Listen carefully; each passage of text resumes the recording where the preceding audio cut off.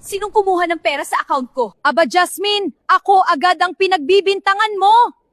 Baka nakakalimutan mong nanay mo ko at may karapatan ako sa pera mo. Grabe ka naman, ma. Lahat na binibigay ko sa'yo pero wag mo naman sana akong abusuhin ng ganito. Kagabi lang may transfer. Ikaw lang may alam ng PIN ko. Kaya ba nandito ka sa sugalan ngayon? Hindi ko kailangan pera mo. Ang kapal ng mukha mong ipahiya ako sa mga kasugalan ko, Jasmine! Baka nakakalimutan mong nanay mo pa rin ako! Paano ko makakalimutan? Sobrang drama mo naman, ate. Dahil lang sa pera, ganyan ka na sa pamilya natin. Sobrang damot mo! Ay, wow. So ako na naman pala ang masama. Ikaw, Mia, ano bang alam mo bukod sa pumart at gumala kasama barkada mo?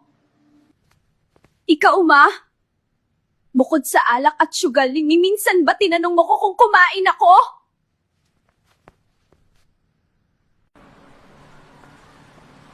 Ako na nga bibigay. Ako pa lumalabas na masama. Bakit halos ubos na? Hindi lang isang beses kinuha.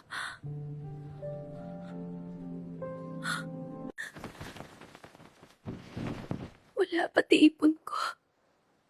Nilimas nila lahat.